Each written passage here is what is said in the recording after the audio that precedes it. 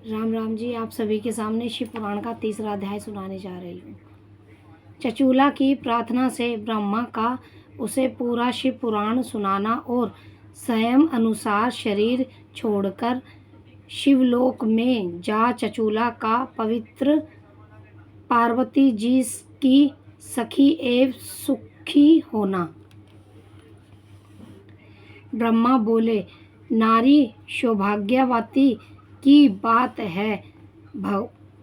भगवान शंकर की कृपा से शिव पुराण की इस विग्रह युक्त कथा को सुनकर तुम्हें संयम पर चेत हो गया है।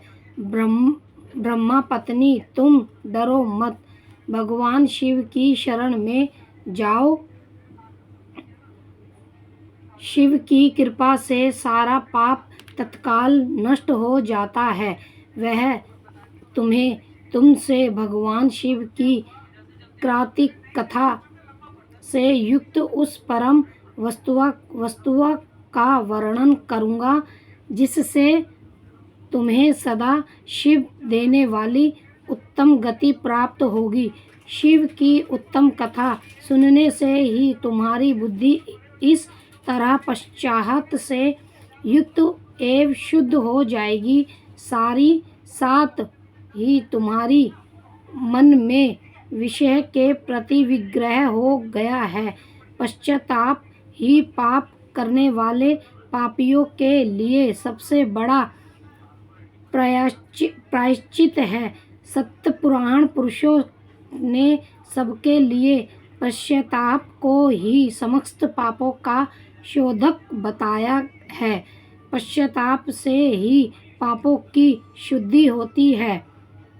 जो पश्चाताप करता है वही वास्तव में पापों का पश्चातापित करता है, क्योंकि सत्युत पुरुषों ने समस्त पापों की शुद्धि के लिए जैसे पश्चाताप की का उपदेश किया है, वह सब पश्चाताप से संपन्न हो जाता है। जो पुरुष विधि पूर्वक पश्चाताप करके निश्चय हो जाता है पर अपने कुकृ कर्म लिए पश्चाताप नहीं करता, उसे प्रायः उत्तम गति नहीं प्राप्त होती, परंतु जिसे अपने कुकृत्य तप पर हार्दिक पश्चाताप होता है वह अवश्य उत्तम गति का भारी होता है। इसमें संदेह नहीं। इस शिव पुराण की तथा कथा सुनने से जैसे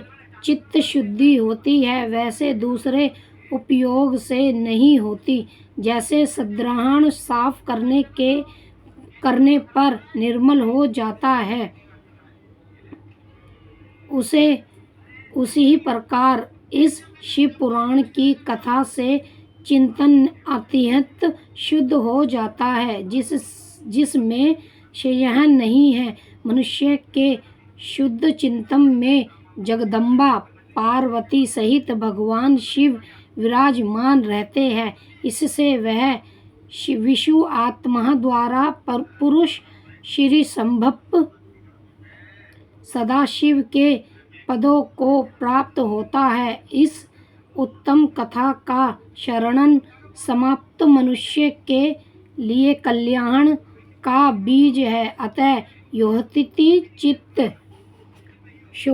शास्त्रयोक्त मार्ग से इसकी आराधना अथवा सेवा करनी चाहिए।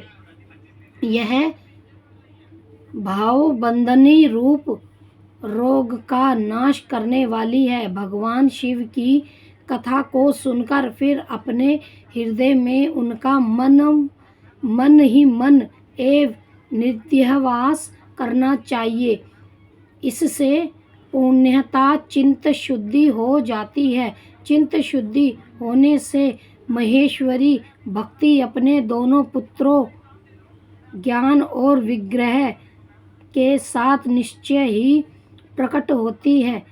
तत्पश्चात महेश्वर के अनुग्रह से दिव्य मुक्ति प्राप्त होती है। इसमें संदेह नहीं है। जो मुक्ति से वंचित है उसे पशु समझना चाहिए, क्योंकि उसका चित्त माया के बंधन में आसक्त है। वह निश्चय ही संसार बंधन से मुक्त नहीं हो पाता। ब्रह्मांड पत्नी, इसीलिए तुम विषय से मन को हटा लो और भक्ति भाव से भगवान शंकर की इस परम पावन कथा को सुनो। परमात्मा शंकर की इस कथा को सुनने से तुम्हारे चित्त की शुद्धि होगी और इससे तुम्हें मोक्ष की प्राप्ति हो जाएगी। जो निर्मल चित्त से भगवान शिव के चरण अरविंदम का चिंतन करता है, उसकी एक ही जन्म में मुक्ति हो जाती है। यह मैं तुमसे सत्य सत्य कहता हूँ। सुत जी कहते हैं, शौनक इतना कहकर वह श्रेष्ठ शिव भक्त ब्राह्मण चुप हो गए। उनका हृदय करुणा से आर्द्र हो गया था। वह शुद्ध चित्त महात्मा भगवान शिव के ध्यान में मगन हो गए। तरनतार बिंदु की पत्नी चचूला मन ही मन प्रसन्न हो उठी। पत्नी चचूला मन ही मन ब्राह्मण की उत्तम उपदेश सुनकर उसके नेत्र में आनंद के आंसू छलक आए थे। वह ब्राह्मण पत्नी चचूला हर्ष भरे हृदय से उन श्रेष्ठ ब्राह्मण के दोनों चरणों में गिर पड़ी और हाथ जोड़कर बोली, हे क्रंथन हो गई। तत्पश्चात उठकर विग्रह युक्त उत्तम बुद्धि वाली वह स्त्री, जो अपने पापों के कारण अंतकित थी, उन महान शिव भक्त ब्राह्मण से हाथ जोड़कर ग्रंथ वारिणी में बोली। चचूला ने कहा, ब्राह्मण शिव भक्तों में श्रेष्ठ स्वामीन, आप धन्य हैं। परमात्मा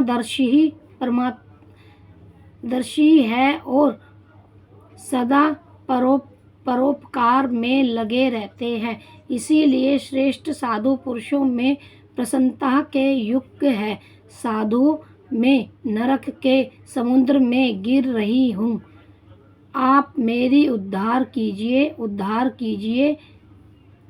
प्रमाणिक अर्थार्थ से संपन्न जिस सुंदर शिव पुराण की कथा को सुनकर मेरे मन में संपूर्ण विषय से विग्रह उत्पन्न हो गया, इस शिव पुराण को सुनने के लिए इस समय मेरे मन में बड़ी श्रद्धा हो रही है। सुत जी कहते हैं, ऐसा कहकर हाथ जोड़कर उनका अनुग्रह पाकर चचूला उस शिव पुराण की कथा को सुनने की इच्छा मन में लिए उन महाब्राह्मण देव की सेवा में तत्पर हो वहीं रहने लगी। तत्पर शिव भक्तों में श्रेष्ठ और शुद्ध बुद्धि वाले उन ब्राह्मण देव ने उसी स्थान पर उस स्त्री को शिव पुराण की उत्तम कथा सुनाई। इस प्रकार उस गोवणीय नामक महान क्षेत्र में उन्हीं श्रेष्ठ ब्राह्मणों से उसने शिव पुराण की वह परम उत्तम कथा सुनी।